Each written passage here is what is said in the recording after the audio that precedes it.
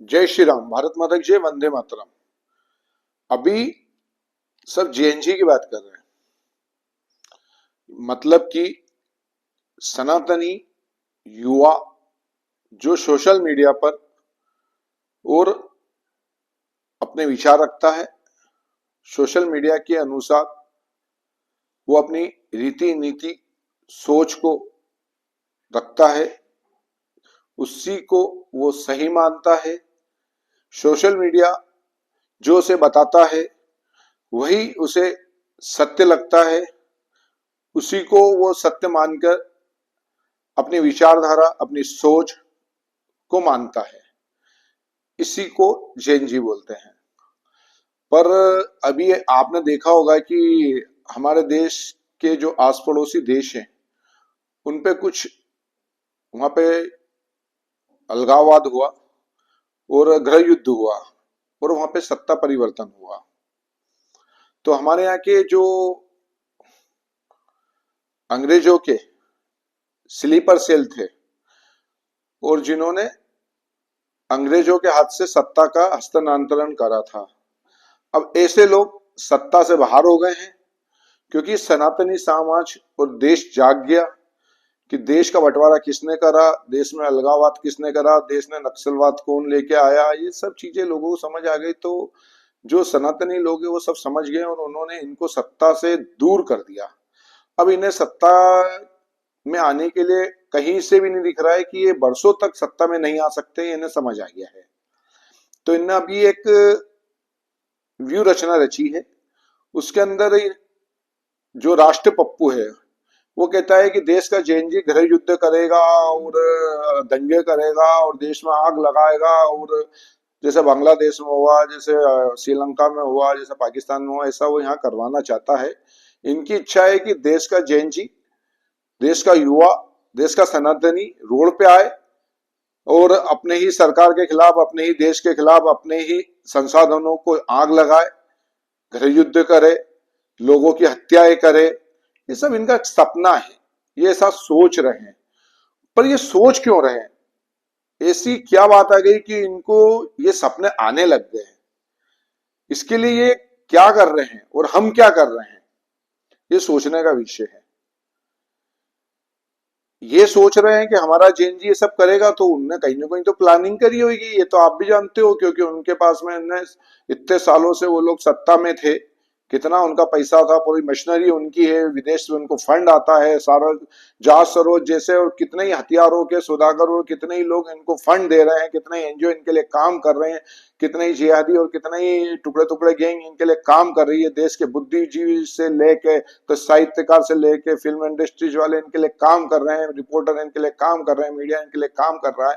तो कहीं ना कहीं तो इन्होंने सोचा होगा, कुछ ना कुछ तो प्लानिंग करी होगी। तो क्या ये लोग सक्सेस हो जाएंगे? चलो इस पर अपन सोचते हैं। हमने हमारे जो बच्चे हैं, युवा, उनको संस्कार नहीं दिए जो हमारे बाप दादाओं ने, हमारे पुरखों ने हमें दिए थे। हमें बताया था बचपन से क्या गलत है, क्या सही है, क्या देश है, क्या संस्कृति है, क्या विचारधारा है, क्या हमारा सनातन है। ये सब हमें हमारे परिवार के लोगों ने बताया, तो आज तक ये सब चीजें रही। अब जो जनरेशन, नई जनरेशन है, उसे हमारे लोग ये कुछ बता ही नहीं रहे हैं। अब सब कुछ बता कौन रहा है हमारी जनरेशन को? मीडिया, फिल्म इंडस्ट्रीज और यूट्यूबर, और वो यूट्यूबर जो विदेशों में बैठकर और टुकड़े टुकड़े गैंग का हिस्सा, टूल किट बन के काम कर रहे हैं। जो गायक है, विदेशी गायक है, पॉप स्टार है वगैरह है, जो लोग रॉक वगैरह गाते हैं, वो लोग हमारे बच्चों के आदर्श हैं। जो कनाडा से बैठकर या ये अपने अमेरिका में बैठकर, ब्रिटेन में बैठकर वो पॉप सिंगर बन जाते हैं और वहां से वो गाने गा रहे हैं, और वो हमारे बच्चों को इतने पसंद आ रहे हैं कि जहर की तरह मीठे चाशनी के अंदर डुबोकर उनके मस्तिष्क के अंदर वो चले गया है। अब जो लोग हमारे बच्चे उनका गाना सुनते हैं और उनकी बातों को सही मानने लग गए हैं, उनमें वो खालिस्तानी आतंकवादी भी है, उसमें माओवादी भी है, उसमें वामपंथी भी है, उसमें टुकड़े टुकड़े गैंग के लोग भी हैं जो हमारे बच्चों को गाने के रूप में वो सब परोस रहे हैं जो वो परोसना चाहते हैं। आज हमारे बच्चे उनको अपना हीरो मानते हैं, उनको आदर्श मानते हैं और उनकी कही हुई बातों को सही मानते हैं। और उसका नतीजा है कि वो लोग 80 बात जो सही होती है उसमें 20 बात वो करते हैं जो उनका एजेंडा होता है। और उससे हमारे बच्चे उनके टूल किट बन गए हैं, बने नहीं है, बन गए हैं। उसी तरीके से कुछ यूट्यूबर हैं जो सोची समझी रणनीति के तहत काम कर रहे हैं, कुछ भारत में बैठ के, कुछ विदेशों में बैठकर, वो लोग भी सब यही काम कर रहे हैं। अभी कुछ यूट्यूबर और मीडिया में जो लोग हैं वो लोग अभी कुछ हंसी मजाक के कार्यक्रम बनाते हैं, कुछ ऐसे करते हैं और वो अपनी अच्छी फैंस वगैरह उनके रहते हैं, पर देशद्रोही लोग उनसे कांटेक्ट कर रहे हैं, उन्हें लालच दे रहे हैं और वो उनके संपर्क में आने के बाद में वो लोग भी देश विरोधी और हिंदू विरोधी गतिविधियों में शामिल हो गए हैं। वो आप हम देख ही रहे हैं। तो कहीं ना कहीं एक बड़ा तबका हमारे युवाओं का देश विरोधियों का टूल किट बन गया है, ये बनने वाला है। अब आपकी जवाबदारी है और आपका कर्तव्य है कि हमारे युवाओं को सही जानकारी दें, उन्हें इनसे बचाएं, उन्हें समझाएं। नहीं तो सोचो कि उनने कितने बड़े स्तर पर काम चालू करा होगा और वो कितने कॉन्फिडेंस से हैं कि हाँ हम ये सब कर लेंगे।